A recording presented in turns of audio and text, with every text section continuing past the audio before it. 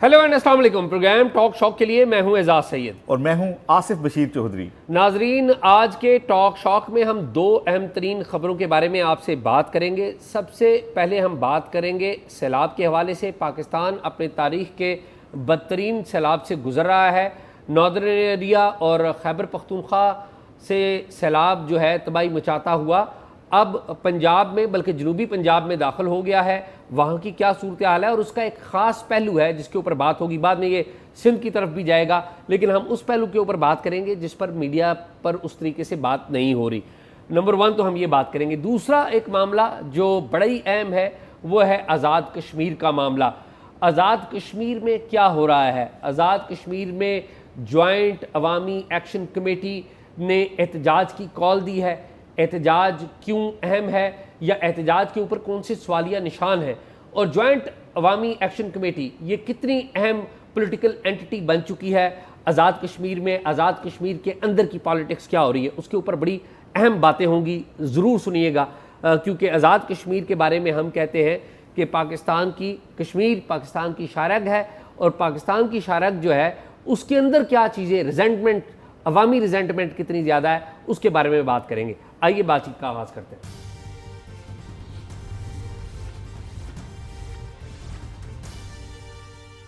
कैसे हैं आप? मैं आसिफ खैरियत से हूँ। आप बताएं क्या नई ताज़ी है? एक तरफ तो आपको पता है ना कि नेपाल में प्राइम मिनिस्टर ने रिज़ाइन कर दिया है। सोशल मीडिया के अकाउंट्स बंद हुए थे, एक पूरी तहरीक चली, तकरीबन 20 के करीब नौजवान वहाँ पर मारे गए। तो अभी नेपाल के अंदर बड़ा पॉलिटिकल अनरेस्ट है, और नेपाल के अंदर प्राइम मिनिस्टर ने और कैबिनेट मेंबर्स ने रिज़ाइन कर दिया है, और अवाम जो है ना वो बड़े गुस्से में, और अवाम तोड़ फोड़ जो है कर रही है। नेपाल में मेरे बड़े अच्छे दोस्त जर्नलिस्ट हैं, उनसे भी मेरा अभी रब्ता हुआ है। उन्होंने बताया कि सूरत हाल अच्छी नहीं है और लोग बड़े गुस्से में। तो अब देखें कि नेपाल बड़ा अहम है। आपको पता है नेपाल हिंदुस्तान से भी जुड़ा हुआ है। नेपाल के अंदर पाकिस्तान का भी बड़ा इंटरेस्ट है। इसलिए इंटरेस्ट है कि पाकिस्तान का एक दोस्त मुल्क है, पड़ोसी भी है, हिमालय के करीब अंदर है, भी अहमियत है, और सार्क के अंदर भी, और सार्क में बड़ा अहम है। और नेपाल में होने वाली अनरेस्ट का इस रीजन के ऊपर बड़ा असर पड़ता है। तो वी विश कि नेपाल ठीक हो। कि ये जो कश्मीर का मामला है ये खाली पाकिस्तान नहीं, ये पूरी दुनिया में इस पे नज़रें कश्मीर के ऊपर। हिंदुस्तान भी आपको पता है इस पे नज़र रखे हुए है। लेकिन कश्मीर के अंदर की पॉलिटिक्स हम डिस्कस नहीं करते। वहाँ पे बहुत बड़ी एक, जिसे कहते हैं ना कि रिजेंटमेंट है, जिसको हमारे नेशनल मीडिया पे डिस्कस नहीं किया जाता। आसिफ, आपको पता होना चाहिए और आपको यकीनी तौर पे पता होगा कि अभी 29 सितंबर को कश्मीर के अंदर जॉइंट अवामी एक्शन कमेटी है एक, JAAC, उसने एक एहतजाज की कॉल दी है। और उस एहतजाज की कॉल के ऊपर आज आज़ाद कश्मीर की जो सुप्रीम कोर्ट है उसमें एक रिट पिटीशन दायर कर दी गई है कि जी इस एहतजाज की कॉल को ख़त्म किया जाए, एहतजाज न करने दिया जाए। और इसके ऊपर यासीन साहब हैं पाकिस्तान पीपल्स पार्टी के, उन्होंने कल परसों एक उन्होंने बयान भी दिया कि जी ये जो जॉइंट अवामी एक्शन कमेटी है ये मुल्क दुश्मन है या ये रॉक एजेंट है। अब ये बड़ी एक अजीबो गरीब सूरत हाल है कि जॉइंट अवामी एक्शन कमेटी, आसिफ, इसका अगर बैकग्राउंड हम लोगों को बताएं, क्योंकि कश्मीर की खबरें नेशनल मीडिया पे तो नहीं आ रही, या जिसे कहते हैं डिस्कशन उसके ऊपर नहीं हो रही, लेकिन ये जो लोगों के अंदर रिजेंटमेंट है ये तो सामने नज़र आती है ना। और हमने माजी में देखा भी कि रेंजर्स बुलाई, कुछ बंदे भी मर गए, फिर एक मौका पे आया उन्होंने एंट्री पॉइंट्स पाकिस्तान के साथ बंद कर दिए। लेकिन इसका बैकग्राउंड जानना आपसे बड़ा ज़रूरी है, और फिर हम आएंगे अभी सूरत हाल के ऊपर। पहली बात तो यह है कि कश्मीर के अंदर जो पॉलिटिकल डेवलपमेंट्स हुई हैं वो नेचुरल पॉलिटिकल डेवलपमेंट्स नहीं हो पा रही। यानी कि लोग जिसको वोट देते हैं या जो उनके ट्रू रिप्रेजेंटेटिव्स हैं वो गवर्नमेंट में नहीं आ पा रहे। आप देखें अभी जुलाई 2021 से लेकर अभी तक 26 आ गई है, 26 को अभी इलेक्शन होंगे, जुलाई 26 में इलेक्शन होंगे, लेकिन अभी तक 3 प्राइम मिनिस्टर्स आ चुके हैं। सबसे पहले क्यूम न्याजी साहब आए थे, खान साहब का दौर था जब जुलाई 21 में इलेक्शन हुए थे, फिर उनको हटाया गया, क्राइसिस था यहाँ पे भी, जिसका इफेक्ट उधर भी पड़ता है। सरदार तनवीर इलियास को प्राइम मिनिस्टर बना दिया गया था, ठीक है, और उनके ऊपर भी बड़े सवाल थे कि उन्होंने पता नहीं बहुत बड़े बड़े अफसरान को, इस्टेब्लिशमेंट का भी लोग नाम लेते थे कि जी उनको भी बड़े पैसे दिए या नहीं दिए हमें नहीं पता, लेकिन लोग इस तरह की बात करते थे। फिर अभी एक प्राइम मिनिस्टर है अनवारुल हक साहब, उन्होंने तकरीबन 53 का ऐवान है आज़ाद कश्मीर का, उसमें 48 वोट लिए थे। लेकिन ये फॉरवर्ड ब्लॉक है, जो कि आपको पता है फॉरवर्ड ब्लॉक उसी वक्त बनता है जब आपके पीछे किसी का हाथ हो। किसी का हाथ का मतलब है यानी कि पावर्स दैट बी, जिसे इस्टेब्लिशमेंट कह लीजिए। अब अनवारुल हक प्राइम मिनिस्टर हैं, इनका जो अवामी जेस्चर है वो भी हम देखते रहते हैं कि ये पब्लिक सपोर्ट के लिए बड़ा, जिसे कहते हैं, हमें बड़े एक्टिव नज़र आते हैं, काम भी करते होंगे। इनका जो इमेज है कोई इतना बहुत बुरा भी नहीं है, लेकिन चूँकि ट्रू रिप्रेजेंटेटिव नहीं है असम्बलियों में या सरकार में, तो उसके नतीजे में जो सारी जो पॉलिटिकल पार्टियां हैं वो भी एक लाइन में लगी हुई हैं। जिस तरह पाकिस्तान का ओवरऑल सूरत हाल है, कमो बेश वही सूरत हाल वहाँ पर है। तो लोगों ने जो अपना गुस्सा निकालना शुरू किया है वो उस तरीके से निकालना शुरू किया है जिस तरह बलूचिस्तान में जो मेन पॉलिटिकल पार्टीज़ हैं वो इस्टेब्लिशमेंट के साथ और एक ख़ास सरकारी लाइन लेती हैं, अवाम की ज़ुबान नहीं बोलती, तो लोगों ने सपोर्ट किस को करना शुरू कर दिया, मारंग बलोच को। ऐसे ही हुआ ना खैबर पख्तूनख्वा में, पर्टिकुलर एक पट्टी है जहाँ पे लोगों की जब रिजेंटमेंट पॉलिटिकल पार्टीज़ ने नहीं बयान की या पॉलिटिकल पार्टीज़ ने हल नहीं दिया, तो लोग इसके साथ जा मिले पीटीएम के साथ, पश्तून तहफ़्फ़ुज़ मूवमेंट मंजूर पश्तीन के साथ। और मंजूर पश्तीन खैबर पख्तूनख्वा में और मारंग बलूचिस्तान में बड़ी पॉपुलर लीडर्स हैं, ठीक है। अब बिल्कुल उसी तरह की सूरत हाल आज़ाद कश्मीर में है। मंजूर पश्तीन या मारंग बलोच तो बड़ा एक सख्त उनका रवैया, ये आज़ाद कश्मीर वाले ऐसे नहीं है, सख्त रवैये वाले नहीं है, लेकिन ये अपनी जो डिमांड्स हैं उनके ऊपर जिसे कहते हैं ना फर्म है। 38 के करीब डिमांड्स हैं इनकी, जिनमें मैं 2-3 चीज़ें पढ़ देता हूँ आपको, बड़ी बड़ी अहम है। और हम ये स्क्रीन के ऊपर भी लगा देते हैं, अगर कोई इंटरेस्ट रखता है तो वो डिस्क्रिप्शन में भी इनको देख ले। मिसाल के तौर पे वो कहते हैं कि महाजरीन की जो 12 नशिस्तें हैं जो कि पाकिस्तान के मुख्तलिफ इलाकों से आसिफ इलेक्ट होते हैं महाजरीन, आपको पता है महाजरीन यहाँ पर वोटिंग होती है, यहाँ पर वोटिंग होती है, वो कहते हैं इन्हें ख़त्म की जाए, इन्हें ख़त्म किया जाए, क्योंकि ये हमारे जो हमारी जो असम्बली है उसमें मुदाखलत करते हैं, वो ये हम उन्हीं को मानते हैं जो कि कश्मीर के अंदर रहते हैं और यहाँ पर रह के इलेक्शन लड़ें। एक तो इनकी डिमांड है बड़ी, जो मैं की पढ़ रहा हूँ, सारी नहीं पढ़ रहा। दूसरा ये कहते हैं आज़ाद कश्मीर में जो नौकरियों का मामला है, तो ये जो 1947 में जो महाजरीन आए थे, इनका कोटा शोटा ख़त्म किया जाना है, इनका इन्फ्लुएंस ख़त्म करें, ये उनकी डिमांड है, ठीक है। हम उस डिमांड से सहमत हैं या नहीं है ये एक अलग बात है, हम ये बता रहे हैं कि डिमांड्स उनकी क्या है। फिर वो कहते हैं कि ब्यूरोक्रेसी जो है आज़ाद कश्मीर के अंदर, इसकी जो मराहत हैं वो उनको ख़त्म कर दिया जाए।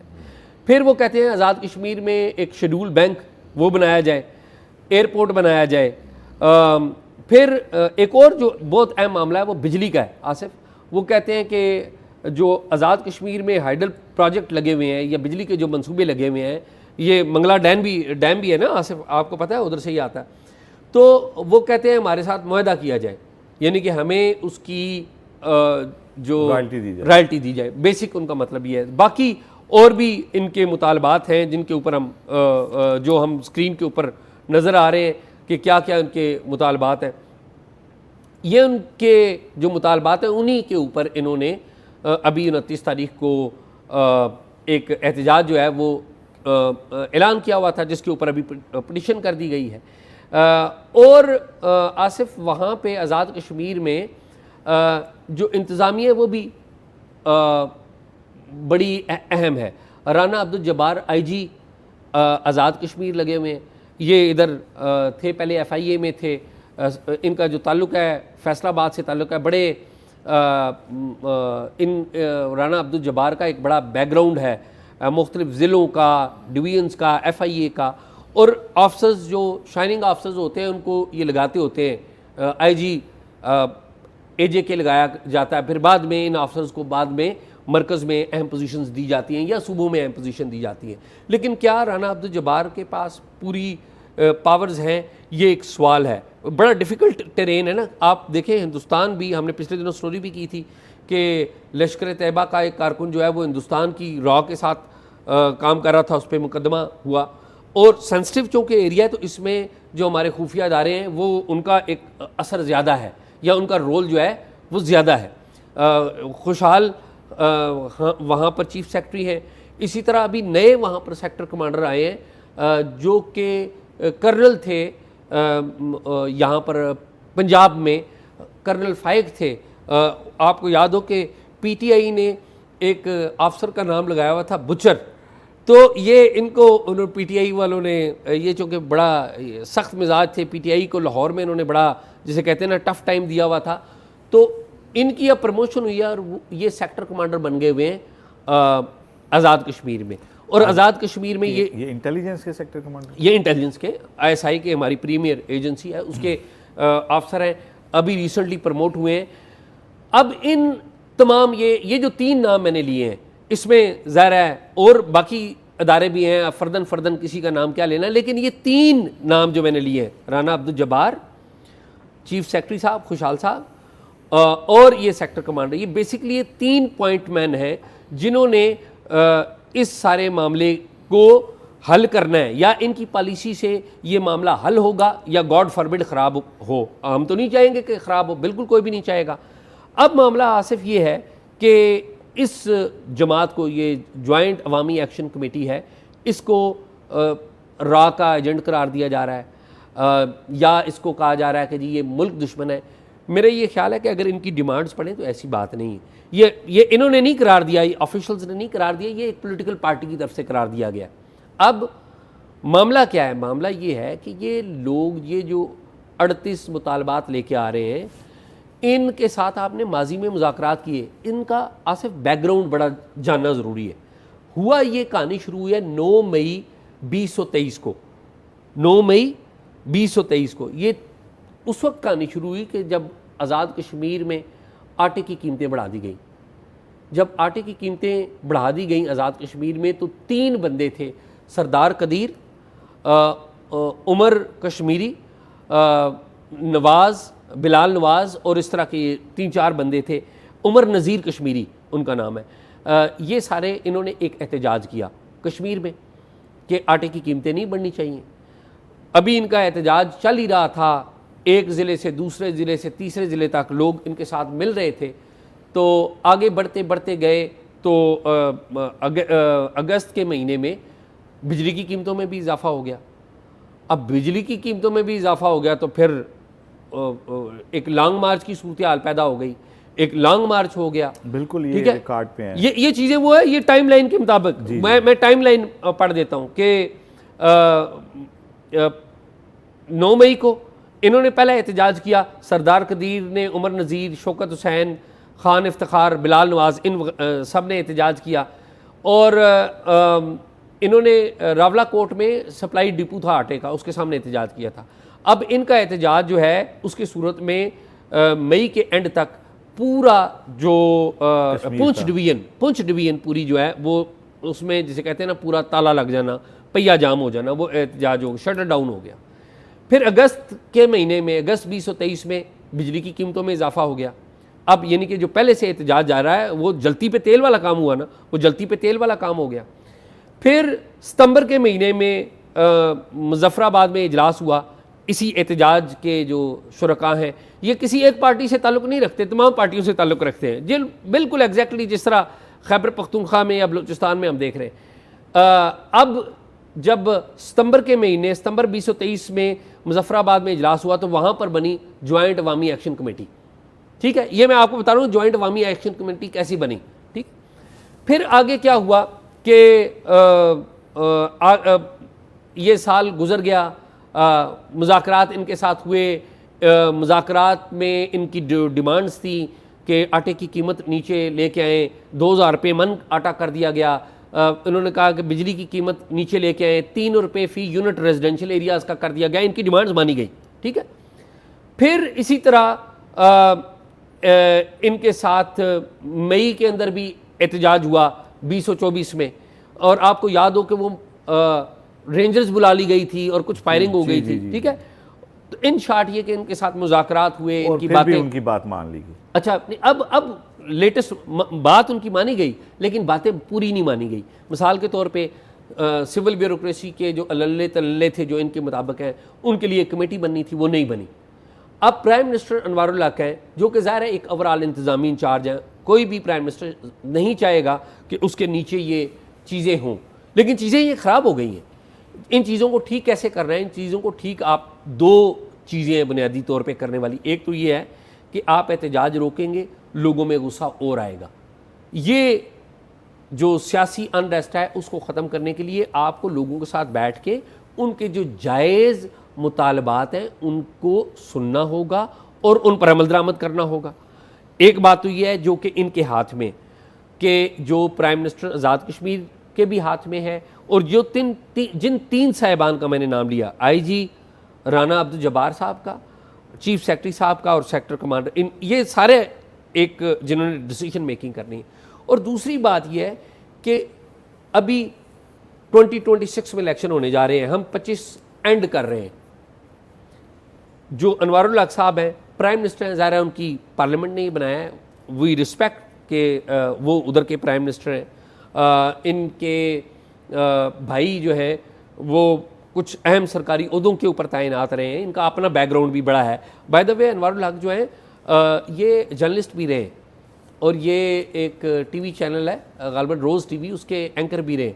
मेरी एक दफ़ा काफ़ी पहले इनसे मुलाकात हुई थी। वेरी नाइस हम्बल मैन, बड़ी जिसे कहते हैं ना कि अच्छे से गुफ्तगू करते हैं, चीज़ों को समझते हैं। लेकिन जहाँ ये political decision making is an entirely different subject. तो अब ये जो लावा वहाँ पे पक रहा है उसको हल करने का तरीके के ऊपर हम बात करें। एक तो ये है कि इनके साथ बैठना चाहिए, जब आप रोकेंगे तो लोगों का गुस्सा आएगा। दूसरी जो बात है ओवरऑल कि जब भी इलेक्शन हो उसमें किसी किस्म की मुदाखलत नहीं होनी चाहिए, और ये बड़ी ख़तरनाक होगी मुदाखलत अगर इलेक्शन की रिज़ल्ट्स रिग करने की कोशिश की। आज़ाद कश्मीर का कोई भी बंदा आसिफ वो ऐसा नहीं है जो पाकिस्तान से मोहब्बत ना करता हो। सारे पाकिस्तान से मोहब्बत करने वाले हैं, सारे पाकिस्तान को अपना वतन मानने वाले हैं, वो सारे ये नारा मारने वाले हैं कि कश्मीर बनेगा पाकिस्तान। अक्सरियत, कोई बीच में होंगे, बड़े कम लोग होंगे। लेकिन अगर आप उनकी बाजू इस कमेटी के मरोड़ेंगे, जॉइंट अवामी एक्शन कमेटी के मरोड़ेंगे, या इनके जायज़ मुतालबात को नहीं सुनेंगे तो मसाइल ख़राब होंगे। और जो बाकी पोलिटिकल पार्टीज़ हैं, अब देखें मिसाल के तौर पे पीपल्स पार्टी वहाँ पर अमली तौर पे इतनी एक्टिव नहीं रही, यानी कि इतनी जान नहीं रही। सरदार अतीक एक जमात को हेड करते हैं, उनकी एक सीट है। बैरिस्टर सुल्तान अब ज़ाहिर है वो सदर हैं, ख़ुद बीमार हैं, उनका बेटा अब MLA है। बाकी जो सियासी जमातें हैं वो इतनी एक्टिव नहीं रही जितनी पॉपुलैरिटी आज़ाद कश्मीर में जॉइंट अवामी एक्शन कमेटी ने ले ली है। तो अगर अवामी एक्शन कमेटी के पास लोगों की सपोर्ट है तो उसको ज़रूर सुने।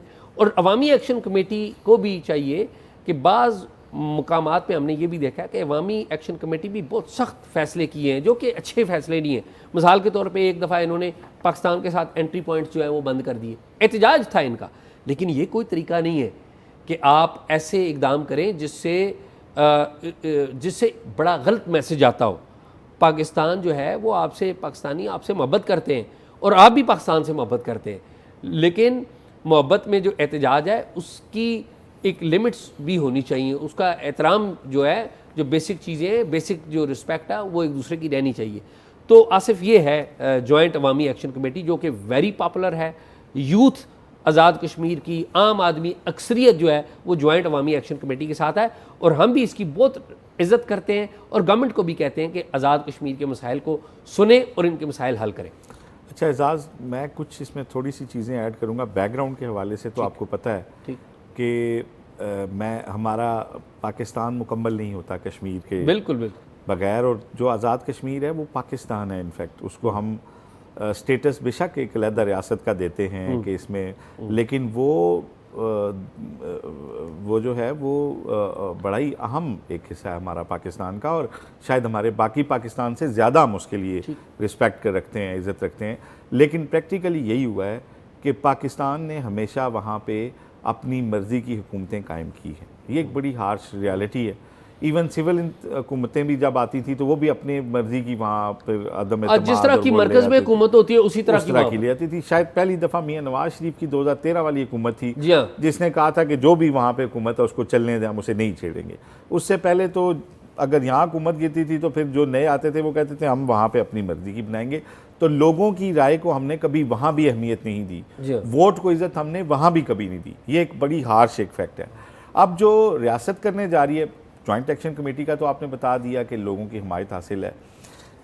जो आपने इनके नुकात बताए हैं, मुझे इसमें कोई एक ऐसा नुक्ता नहीं लगता जो पाकिस्तान के कॉन्स्टिट्यूशन से बाहर हो, कोई ऐसी चीज़ हो जो कॉन्स्टिट्यूशन की लिमिट से बियॉन्ड हो और हम इन्हें कहें कि ये जिस तरह कहा गया कि ये गद्दार हैं या रा के एजेंट हैं। ये तो उनको पाकिस्तान के ख़िलाफ़ करने वाली बात है। बाकी मुझे बड़ी तशवीश है जो आपने कहा कि कर्नल फाइक हैं, बुचर मशहूर हैं। पाकिस्तान कोई नौआबादियाती रियासत तो नहीं है कि यहाँ पे कोई सरकारी मुलाजम जो है वो बुचर हो। अगर कोई बुचर है, ये तो पीटीआई ने इनको नाम दिया था। अगर कोई नाम देखें, अगर वो पीटीआई के साथ कोई मामलात में रहे हैं तो उन्होंने अपने आइन की वायलेशन की है, उन्होंने फौज के हल्फ की जो है उसकी खिलाफ वर्जी की है। और अगर कोई बुचर अफसर हो तो उसको भेजना चाहिए बॉर्डर के ऊपर या उसको भेजना चाहिए दहशतगर्दी के लिए। इन लोगों से अगर आपने निपटना है, इसको बलूचिस्तान नहीं बनाना, तो इनसे सियासी लोगों को बात करने दी जाए। और सियासी लोग भी वो जो इनके साथ बंदे के पुत्रों की तरह बात करें, इन्हें पहले रा का और उसका एजेंट करार न दें। पाकिस्तानी है, कोई डाउट नहीं। आप क्यों उन्हें हमारे खिलाफ कर रहे हैं, क्यों उन्हें दूसरे तरफ धकेल रहे हैं? आप उनसे जाके बात करें।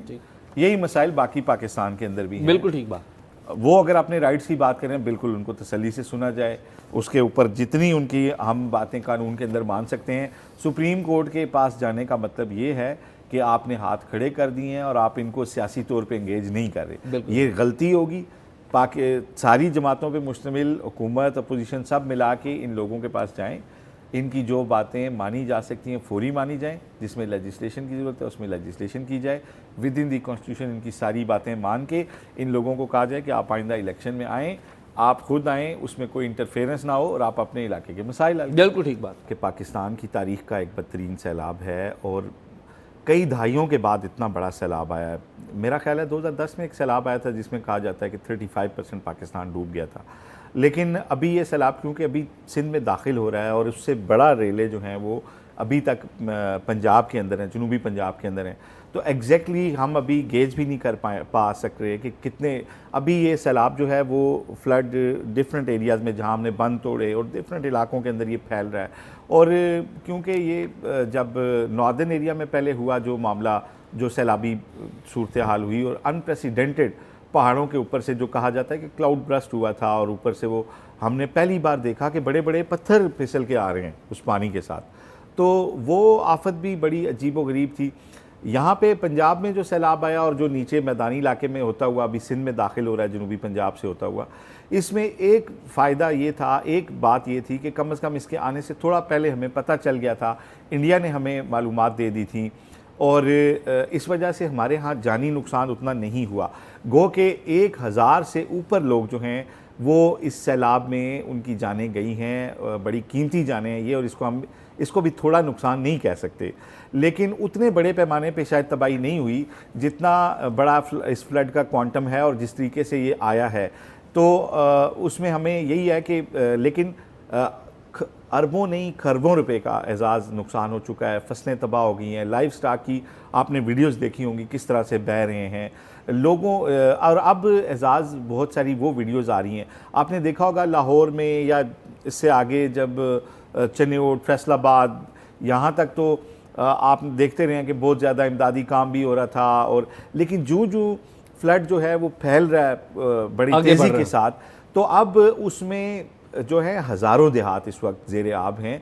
और पाकिस्तान की जो इंतज़ामी मशीनरी हमारी जो डिस्ट्रिक्ट एडमिनिस्ट्रेशन के तहत होती है, आपको पता ही है कि उसमें कितने नंबर्स होते हैं टोटल, और उनके लिए अब वहाँ पे हर जगह के पे पहुँचना जो है वो यकीनन उनके बस की बात नहीं है। गो के पाकिस्तान आर्मी भी लगी हुई है, 112 भी लगा हुआ है, सारी डिस्ट्रिक्ट एडमिनिस्ट्रेशन, सारे सरकारी इदारे पूरी जद्दोजहद कर रहे हैं, पूरी लगन दयानतदारी के साथ काम कर रहे हैं, भाग दौड़ में मसरूफ़ हैं, लेकिन इतने बड़े पैमाने के ऊपर जो सैलाब हो रहा है, अब बहुत सारी आप वीडियोस देख रहे होंगे जिसमें कोई बुज़ुर्ग खड़ा दुआइयाँ दे रहा है कि हम यहाँ पे आएँ, खुदा के लिए हमारे पास कुछ भी नहीं बचा, लोगों के पास ना खाने के लिए कुछ बचा है, ना पहनने के लिए कुछ बचा है, जानवर बह गए, बहुत सारे लोगों के बच्चे बह गए, छत नहीं है।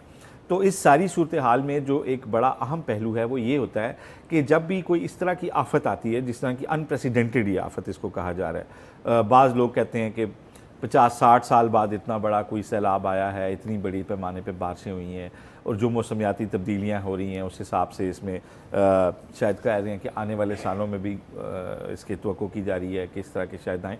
लेकिन ये इतना बड़ा जो सैलाब आया है उसके बाद हुकूमत ने अभी तक बैनुल-अक़वामी बरादरी से और जो इंटरनेशनल ऑर्गेनाइजेशंस हैं उनसे ह्यूमैनिटेरियन ग्राउंड पे हेल्प की अपील नहीं की।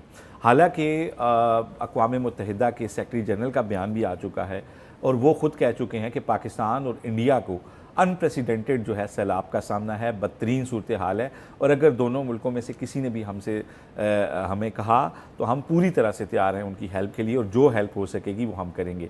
तो एजाज़ होता यही है कि जब आप इमदाद की कॉल देते हैं तो बैनुल-अक़वामी बरादरी सारी, या आपकी जो मुस्लिम उम्मा से मुमालिक होंगे, या अक़वाम मुत्तहिदा होगा, डोनर जो इदारे हैं वो सारे उसके बाद एक्टिवेट होते हैं। अभी तक हुकूमत पाकिस्तान की जानिब से इमदाद की अपील जो है वो नहीं की गई। तो वो क्योंकि दोनों मुल्कों का शायद ये एक तासुर लिया जा रहा है कि शायद हम इसलिए नहीं कर रहे कि हमारा ताज़ा इंडिया के साथ स्टैंड ऑफ हुआ है, और इंडिया ने क्योंकि नहीं की तो और अगर हम करते हैं तो शायद हमारे पार्ट पे आए कि हम उनसे वीक हैं। लेकिन हकीकत ये है कि इस वक्त लोगों की ज़रूरत है कि हम एक ह्यूमैनिटेरियन ग्राउंड पे कॉल दें, और इसमें कोई अना का या ईगो का मसला नहीं है। मैंने इस हवाले से इंफॉर्मेशन मिनिस्टर जो हैं उनको कॉल भी की थी, उनको मैसेज भी छोड़ा था कि वो इस हवाले से अगर कोई जवाब देना चाहें कि पाकिस्तान ने अभी तक इमदाद की कॉल क्यों नहीं की, लेकिन उनकी तरफ से अभी तक कोई जवाब नहीं